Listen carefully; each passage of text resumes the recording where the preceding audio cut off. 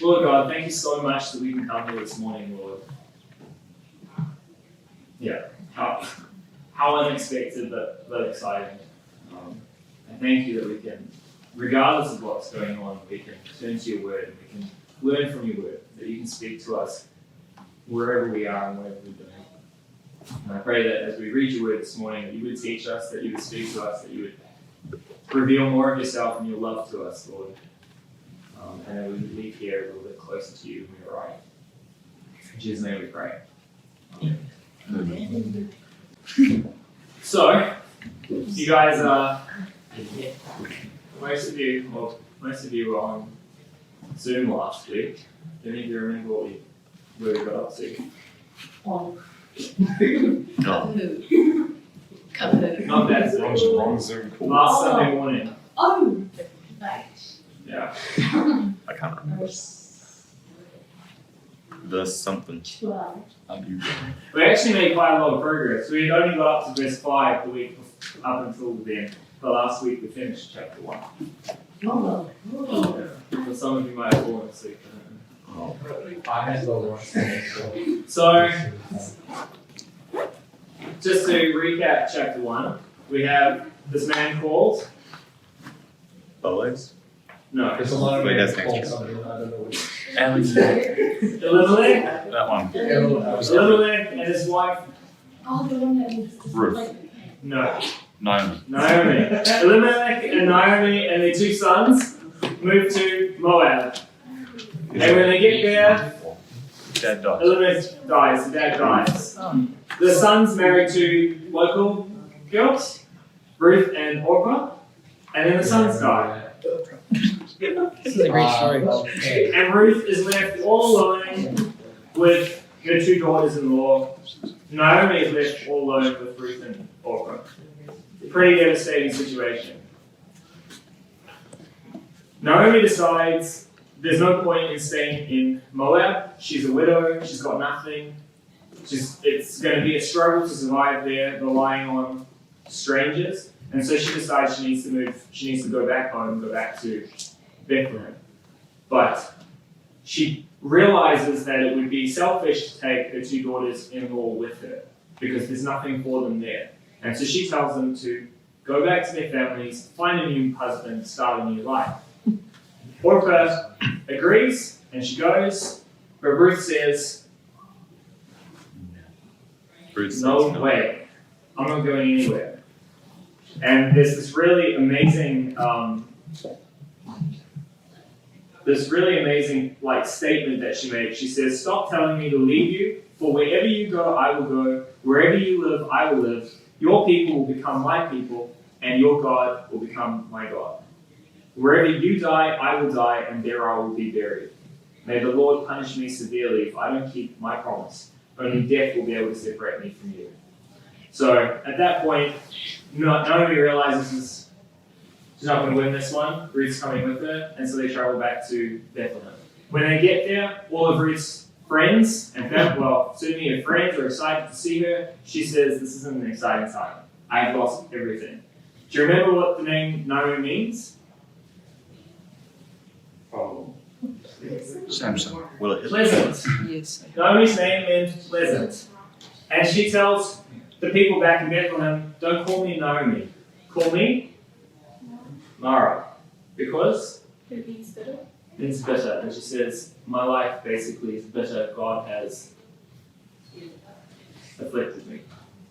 He's treated me very harshly. So that's where she is. But then there's this one verse, the last verse of chapter 1. So far, a devastating story. It's just all tragedy. But there's this last verse at the end of chapter 1 that says, does anybody remember? It says, Back at the beginning of the barley harvest. it's the beginning of the barley harvest.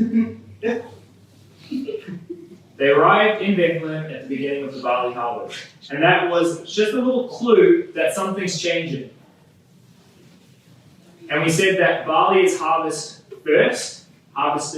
It comes first, and it comes at around about the time of Passover and Pentecost. the Feast of First Fruits. It's the first fruits. And what did we say that the Feast of First Fruits is a promise of? The Holy Spirit with the thing after Jesus. In their context, the Feast of First Fruits is when the first bits of grain ripen and they offer it to God. And what they are celebrating is not the first fruit, they're actually celebrating the full harvest that's going to be coming. And those first fruits are like a promise of the harvest that's to come. And so this, like the fact that they arrived back in Bethlehem at the barley harvest, it's tied up with the Feast of First Fruits and the idea that there's change coming, there's good coming. Make sense? And that brings us to Ruth chapter 2. James can read verse 1. Listen, guys. Just verse 1. Just verse 1 for now. There was a relative of Naomi's husband, a man of great wealth of the family of Elimelech. His name was Boaz. That's verse 1. That's verse 1. So we're introduced to a new character. We haven't heard of him before. His name is Boaz. Boaz. And who is he? A man. Brother, A boy. some guy. He's a relative of Elimelech. Right? Doesn't say, it's just a relative.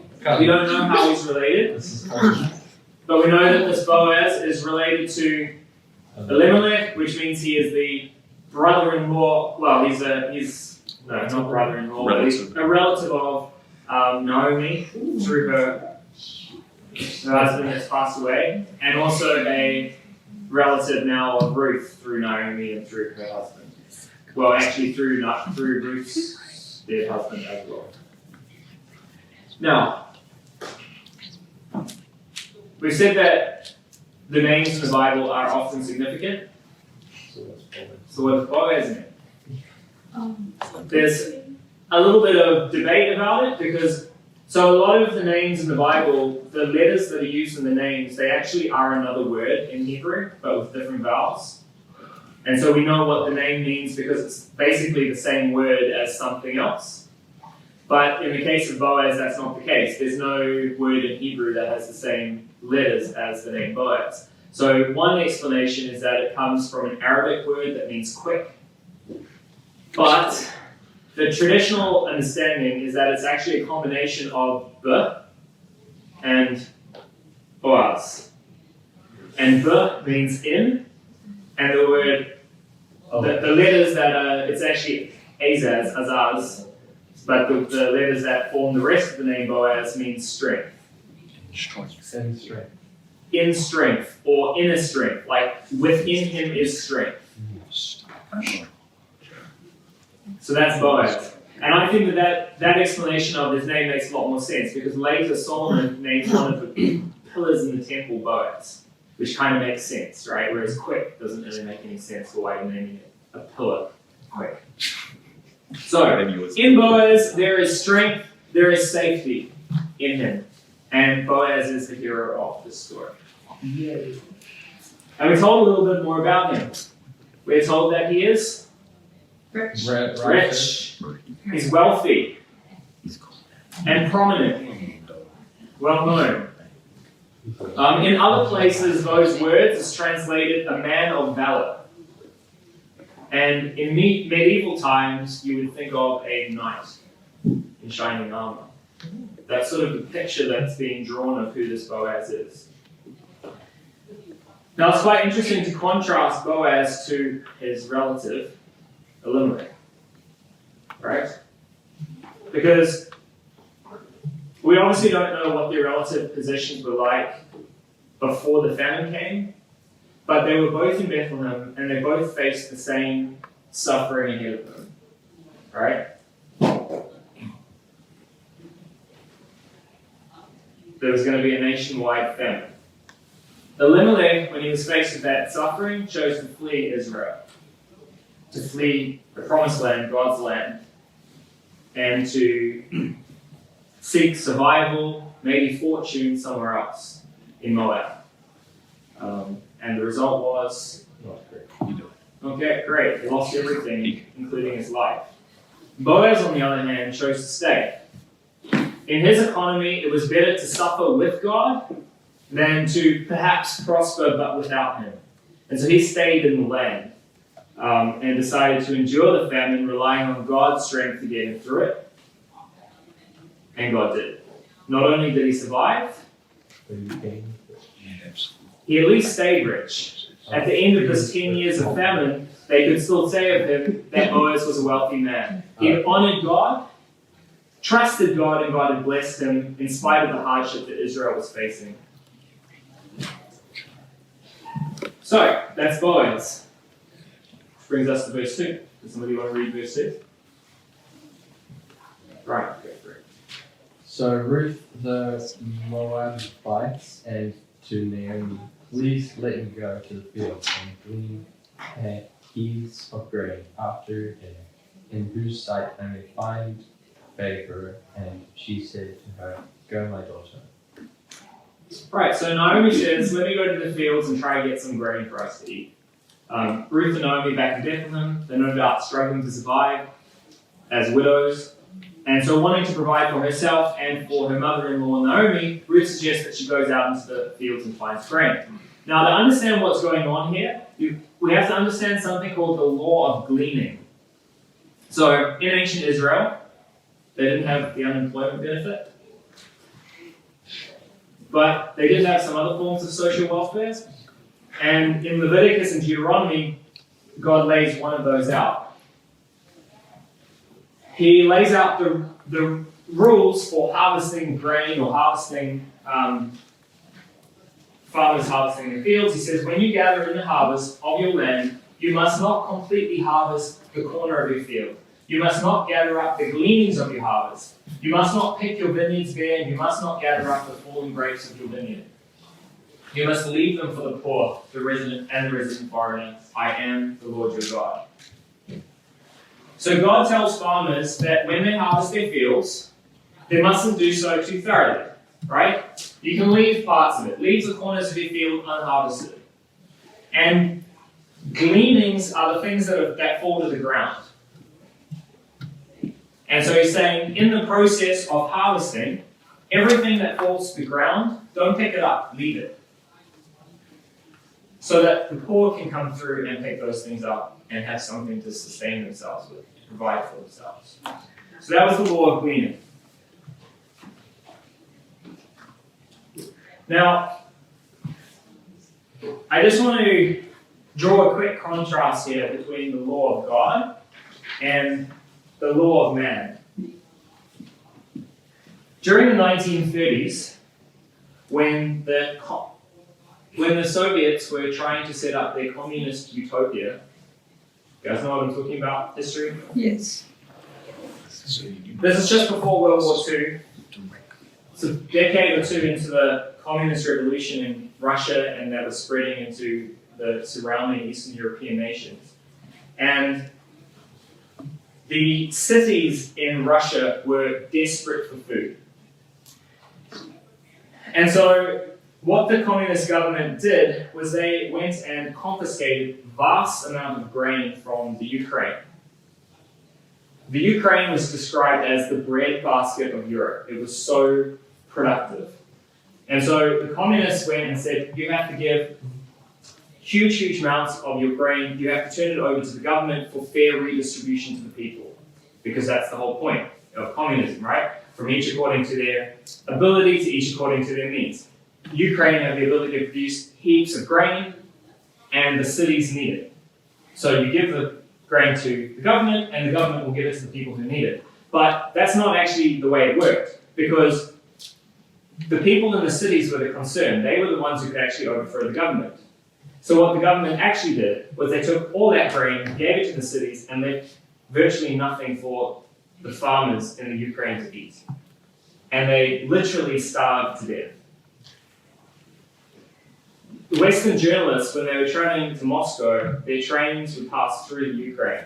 And apparently they had all of the windows blackened out on the trains so the journalists couldn't see the bodies of peasants in the Ukraine literally lying dead next to the tracks. Now say you were a widow, literally on the brink of death, and you have 2 young children. and you wander past a field that has been harvested and all that grain has been turned over to the government, and you find a handful of grain that's been left behind. That's pretty much the exact same situation we're talking about, right? Those are your gleanings. What do you suppose you would have to do in that situation? What would you do in that situation? Give it to your kids. But in this communist utopia, the group is more important than the individual. And for you to give it to your kids is selfish.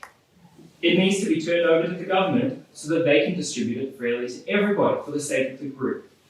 So it was against the law for you to keep that grain. You had to give it over to the government. The penalty if you didn't is death, execution. And over a period of about 12 months, somewhere between 4 and 7 million Ukrainian peasants starved to death.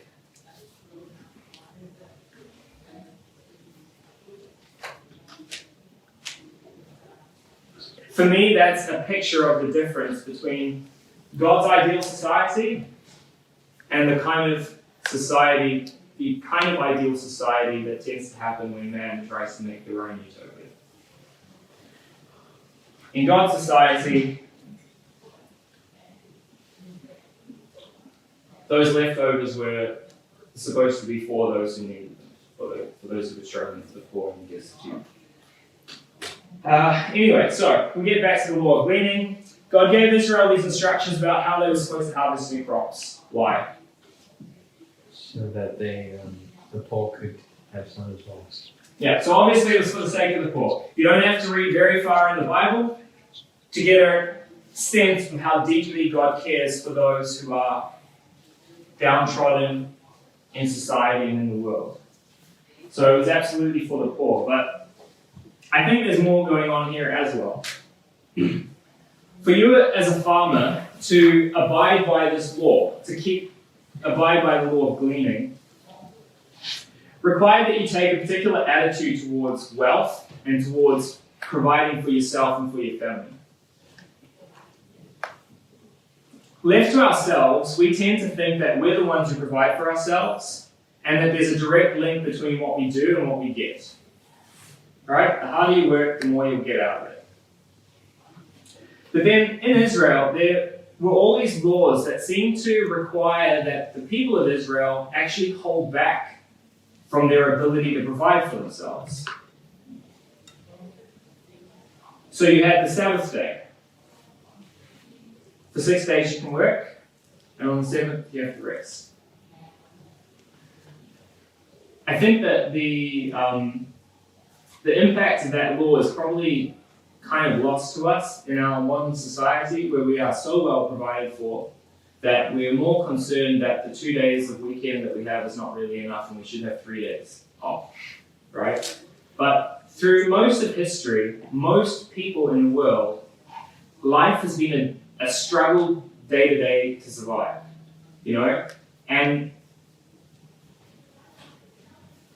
in that kind of situation, every day you can work increases your chance of survival and your chance of moving up, right? Increasing your standard of living.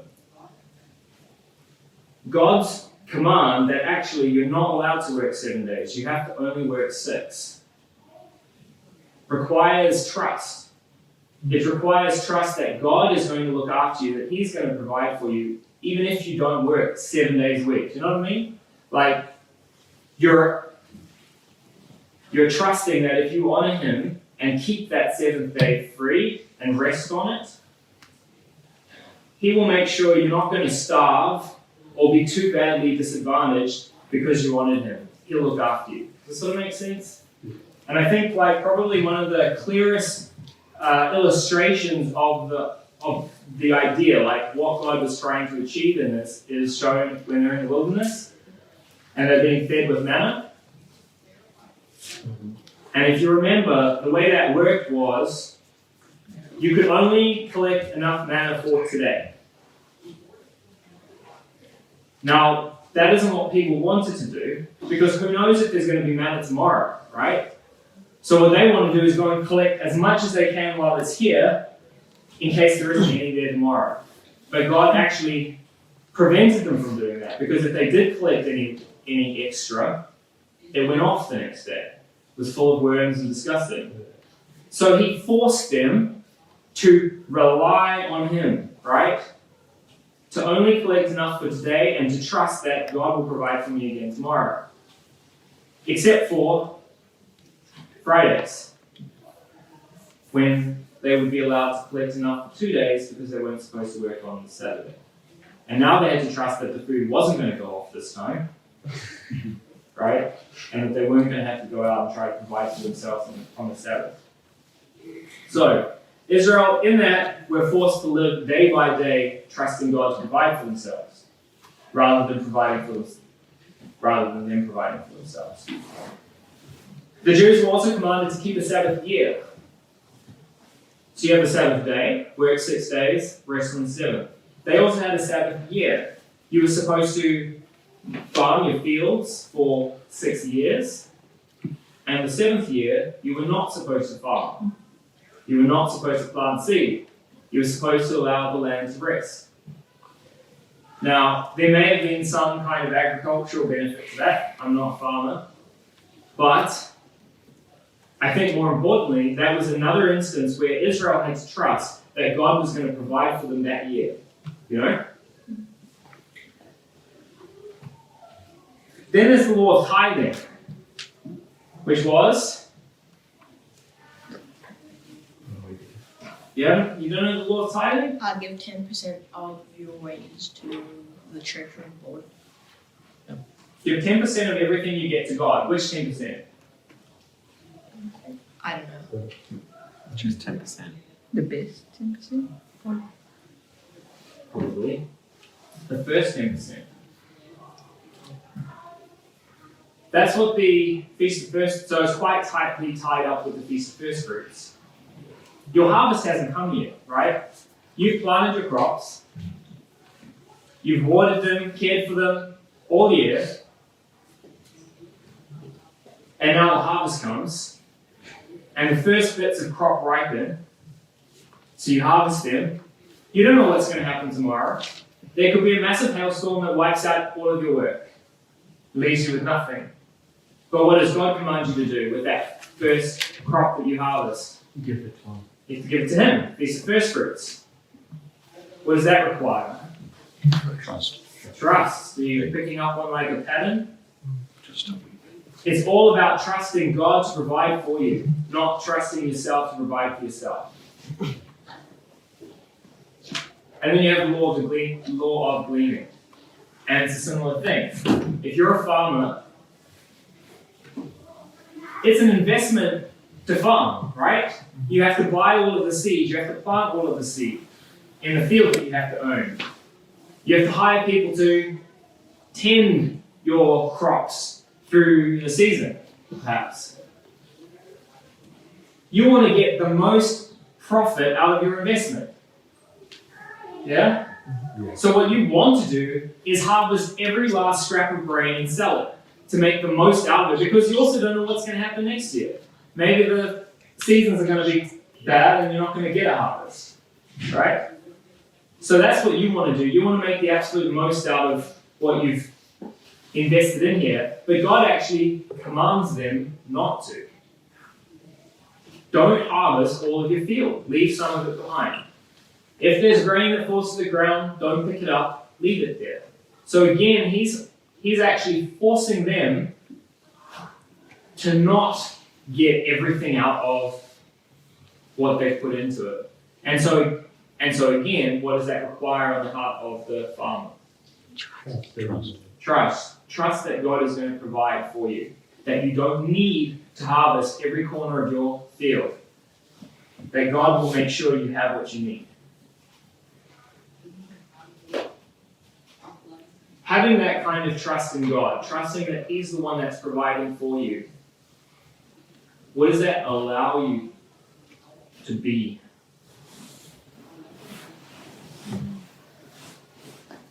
Peaceful. Like you're not always worrying about what you're going to do the next day. If you have that trust, then you can trust that He's going to do it, so you can rest mentally. Yeah, that's huge. That's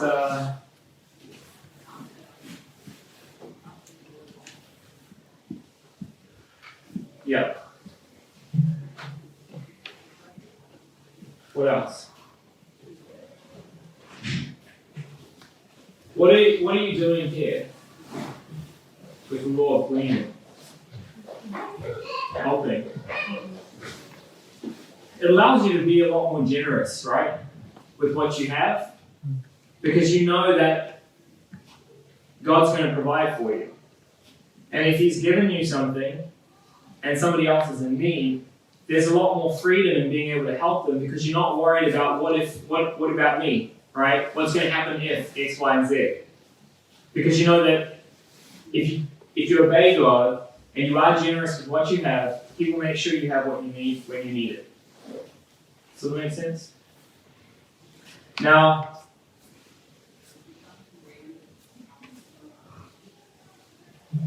like we said, all of these laws, including the law of gleaning, forced people to depend on God, to trust Him. Why did God need to force people like these farmers to depend on Him and trust Him? Because they didn't trust Him? They wouldn't probably trust Him, right? I think it relates to this statement of Jesus that He says it's easier for a camel to go through the eye of a needle than for a rich man to enter the kingdom of heaven. Why is that? Because he thinks he doesn't need God. Yeah. When you have what you need, it's hard to need God or to feel like you need God, right?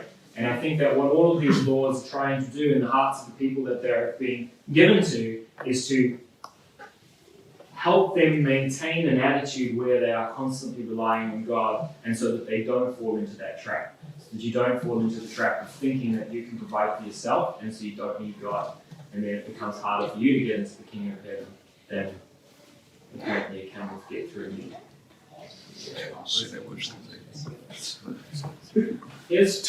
Here was Jesus' suggestion on how we approach all of. So, like I said, left to our own, we feel like we can provide for ourselves and like we need to provide for ourselves.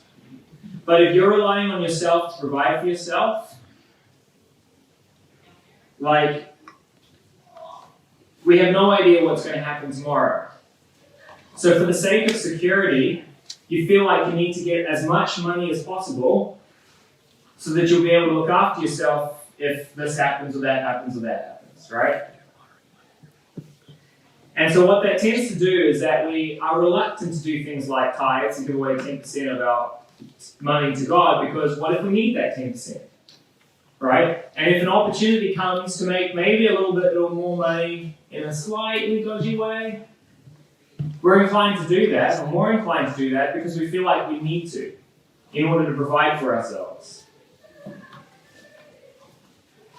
The problem is, we don't know what's going to happen. We don't know what we're going to need. Which means we can never have enough.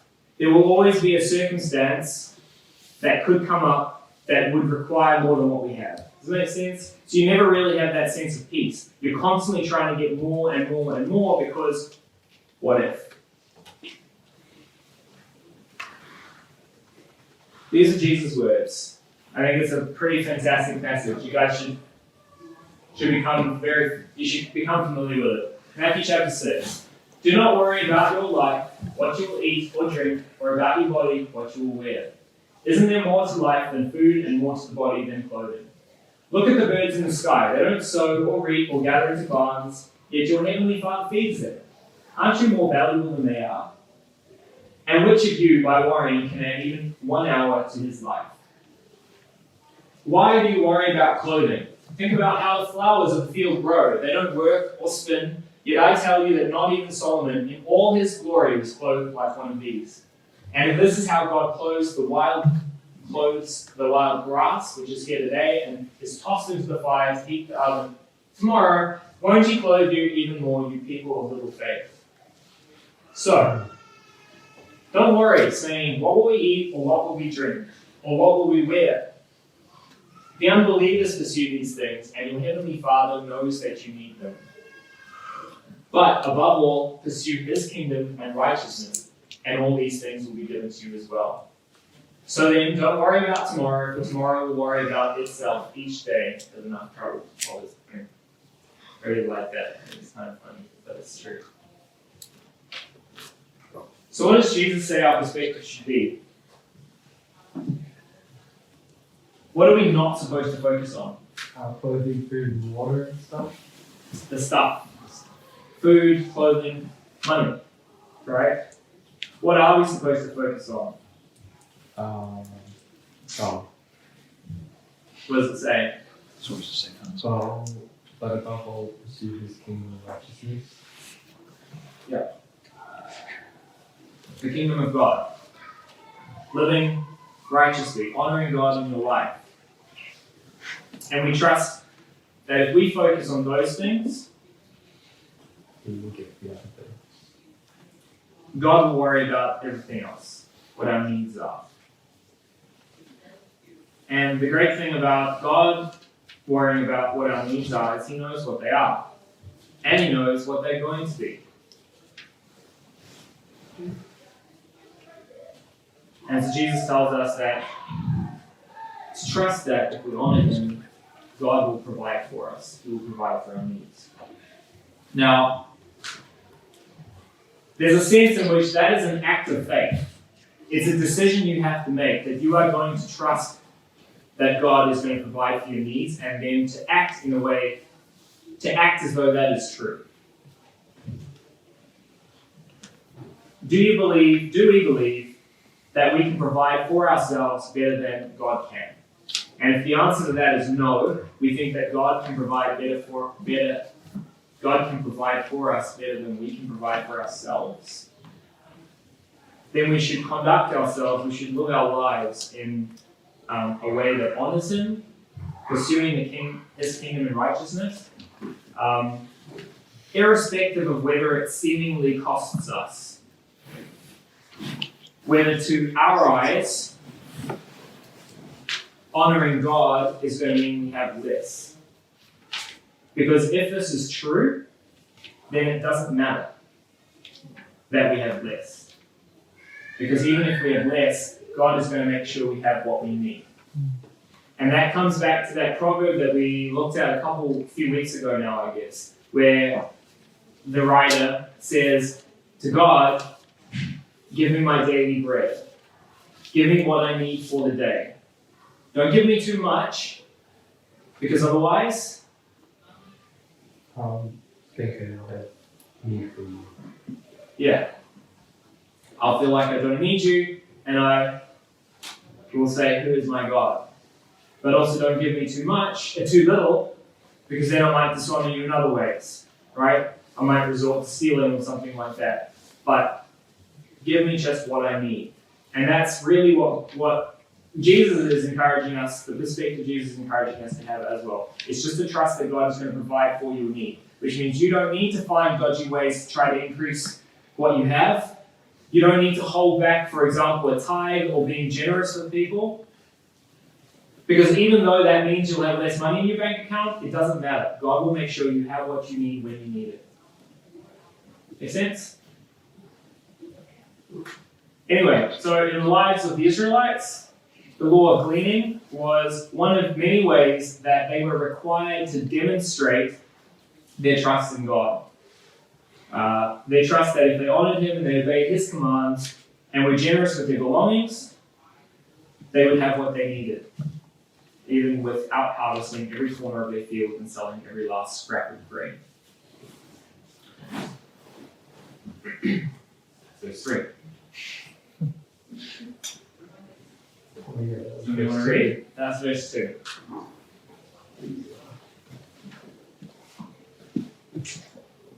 Anybody want to read? Verse 3. I'll go. Then she left and went and gleaned in the field after the reapers. And when she happened to come to the part of the field belonging to Boaz, who is the family of Elimelech. Of the family. Right, so we've been introduced to Boaz, we know who she is, Ruth does not. And we've been told that Ruth has decided she's going to go gleaning. She's going to go and provide for her and Naomi through this law of gleaning that allows her to go into somebody's field and pick up the scraps of grain.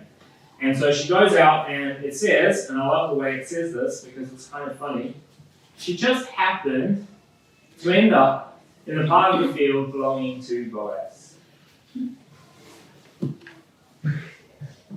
Pure coincidence, I'm sure. Yeah.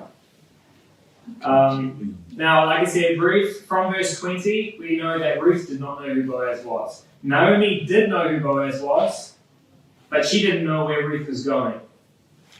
We'll find that out in verse 19. So as far as we can tell, neither Ruth nor Naomi had done anything to set this up.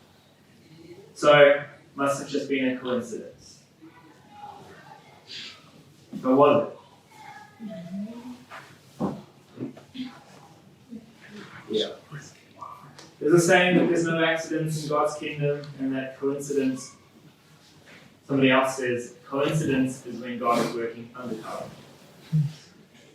And I think that's quite obviously what's going on here. We know that this was not an accident. It was not a coincidence. Ruth did not just happen to end up in Boaz's field. This was part of this. This was like the start of God working all things together for good in the lives of Ruth and Naomi, of nudging their lives from the tragedy that we've been reading towards the beauty that God is actually going to work out through their lives. Then it says, verse 4. I'm restricted. Yeah, you can read that. Oh, sure. Now behold, Boaz came from Bethlehem and said to the reapers, "The Lord be with you." And they answered him, "The Lord bless you." So, in my version it says, at that very moment, Boaz arrived. What moment? The very moment. What moment? The moment. The moment. Not just any moment. What's that? The moment. Wait, What was verse 3? when she got. When she entered Boaz. Yeah, when she just So happens she's to in fall. Boaz's field, and at that moment, as she's in Boaz's field, Boaz arrives. Just happened to arrive. Just cool. It just Who happens. saw that one come? Oh, pretty big plot twist. Ruth got some plot. A knight in shining armor. And he says, Oh, what does he say? what does he say? He says something. The Lord The Lord be he with says, The "Lay Lord down be your with weapon." you. So now remember, this is during the time of the judges. A time when Israel repeatedly abandoned the Lord in order to worship the gods of the nations around them. Is there any question who Boaz worshipped? No, he definitely. No. No. It's pretty cool. And I think it indicates the type of man that Boaz was. He appears to have been a faithful man for whom the Lord was a part of his everyday life. That's how he greeted his workers in his field, and they greeted him back. May the Lord bless you. So then, verses 5 and 6. Do you want to read it in line? Okay. Then Boaz said to his servant, who was in charge of the reapers, "Whose young woman is this?" So the servant who was in charge of the reapers answered and said, "It is young Moabite woman who came back with Naomi from the country of Moab."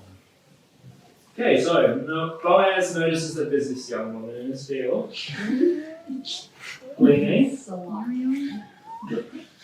and so he asks who she is. Who does he ask? They had this cool. Oh, What does it say? his service. Audit. His servant. Does it just say his Oh, servant? The servant who was Who in was in charge. charge? This is the servant that's in charge of the reapers. So this is the person in charge of all the workers, who supervised them, made sure they were doing their work, provided them with their need, like supplies, provisions, and he paid them at the end of the day. Now, we've said that names in the Bible are usually important and significant. So far, all the names in this story have been. So what is the name of Boaz's servant?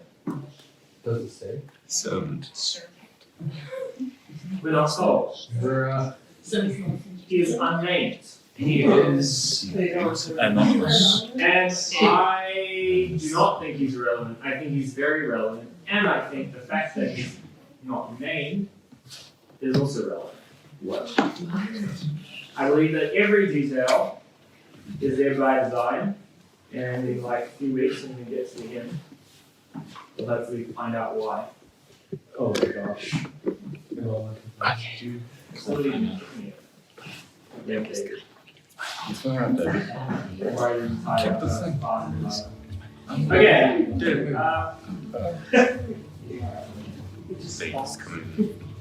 So Boaz says, "Who's this girl in my fields?" And the servant says, "She's the young Moabite woman who came back with Naomi from the region of Moab."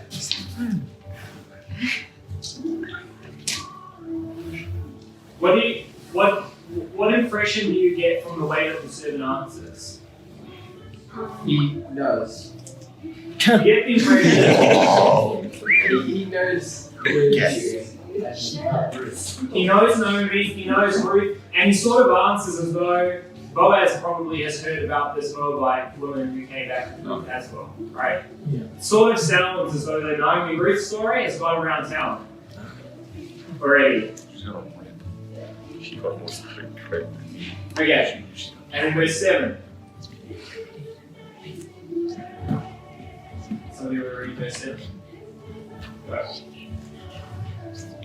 And she said, "Please let me glean and gather after the reapers among the sheaves." So she came and has continued from morning until now. She rested a little in the house. Right, so the servant says that Ruth has been working hard all morning, and you get the sense that the way that Ruth had been working had impressed the servant, and it impresses Boaz also. And I guess the lesson there is you never know who's watching you.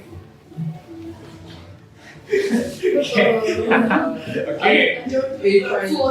You're just going about your life, picking up grain to feed you and your mother-in-law, right? But somebody was watching Ruth and noticing what she was doing. And the point there is, you are always a witness. The question is, are you a good witness or a bad witness? And we should be trying always to be a good witness. And part of that is working hard, doing your best at whatever it is that you're doing. And I'll say something else. There are a few things more attractive and more impressive than a person who is working hard without complaining. Or in Ruth's case, who is struggling in life but is not complaining about it. It's a very attractive, very impressive quality in itself. And Ruth apparently had that. Servant noticed her, and so did Boaz. I think that's a good place to stop today.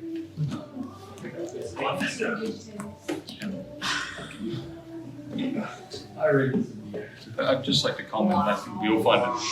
Guys, listen. I just want to comment on the fact you can go through only 3 verses and get so much out of it. I think a lot of us probably haven't done that before. You can take so much out of such a small amount. That's quite eye-opening.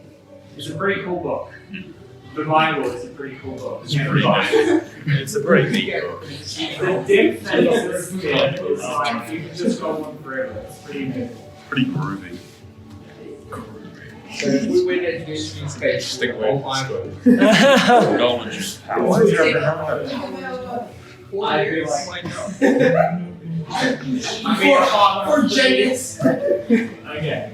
Does anybody want to pray? Does anybody want to pray?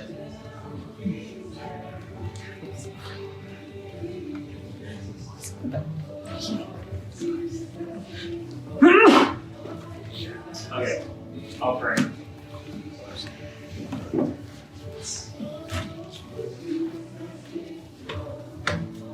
Lord God, thank you again that we could come here today, that we could sit together whether in person or online, and we could just bathe ourselves in your word. As James says, the depth of it is just incredible.